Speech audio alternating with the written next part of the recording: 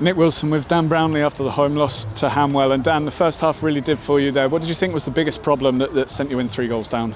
The goal. It's such poor defending, and lads taking ownership of it, and that's fine. But the extremes of that moment are huge, because in the first, I have to admit, the first probably 7-8 minutes, I think that's the best we've started in about 4 years. Like we were on top, we were getting the ball back. Even the 70-30 kind of percentage tackles we were coming away with, and we were dominant. But for 7 minutes, that's not good enough. The moment we conceded, it just felt like the tide turned in too much of an instant, and we need to get better at that. The recovery time from conceding a goal to making a bigger impact on the game straight after has to be better. Because unfortunately, it happened at Tiverton as well.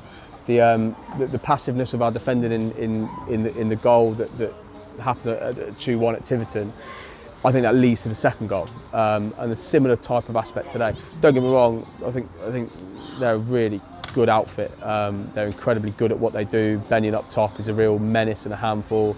You've got Sam Evans running behind. You've got Leggy that can hit the centre spot from pretty much anywhere on the pitch.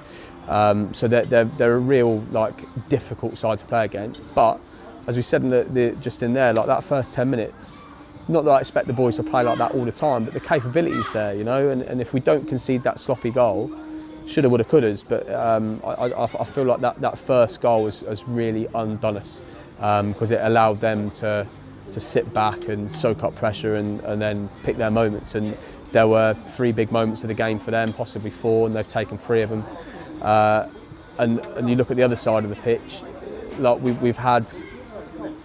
I mean, Leggy himself has probably made 4 really good saves. So it's not been one-way traffic, and the scoreline, I wouldn't say it's necessarily flattering for them, because I think they deserve the win, absolutely. But I think just being a bit more ruthless in both boxes is something that we need to get better at.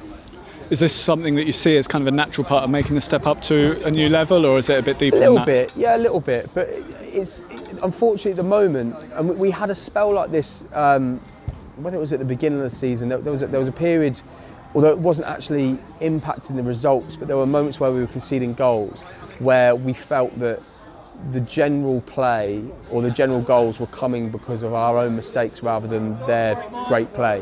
And don't get me wrong, again, they had good systems and they worked the ball out well, and the fullbacks were really aggressive and make it really difficult. But the long and short of it was we were just a little bit toothless today, and we never really recovered from the first half. Did you feel there was a lot of disgruntlement around the fans about the way the game was being managed? Did you feel that was a factor as well?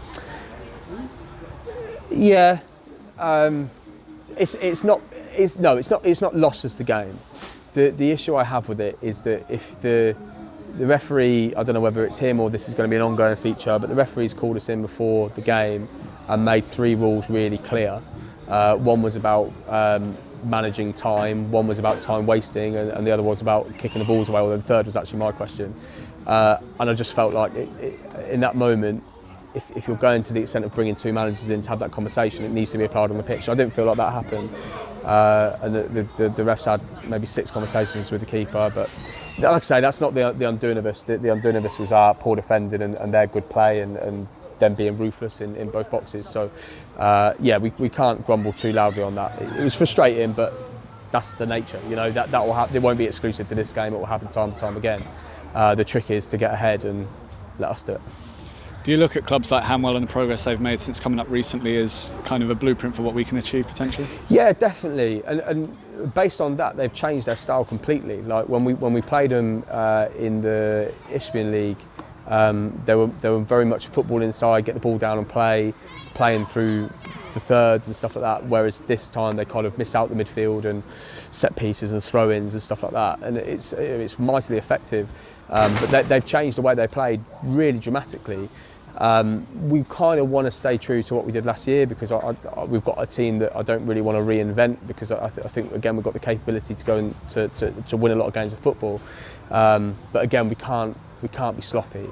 I think I said to you last week that if you step 4, you have the ability to make mistakes and not get punished, and at this level you don't. And the higher up you get, the fractions get even less and less and less. So it's a really frustrating day at the office. There are positives to be had, absolutely there are. The second half, okay, they had no really ambition to go and score, but we've we're the ones that have looked like scoring and going to try and score, and we haven't buckled under that. I think there's a few times last year where you go 2-0 down or 3-0 down and you crumble, and we've not done that. We've still tried being ambitious. We've made positive substitutions. Unfortunately, the nature of our team is that you have to take off good players to rejig the pack and test something different. But yeah, it's a really frustrating day, because Board summed it up there nicely. Like it's one of them where you look at the first half and you look at, if you were to take highlights and snapshots of the general play, you wouldn't consider us to be 3-0 down, but big moments matter.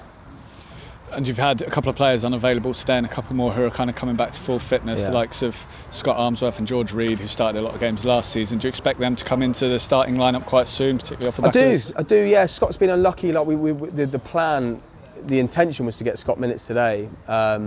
We would love to have Scotty back in. He's a massive player for us.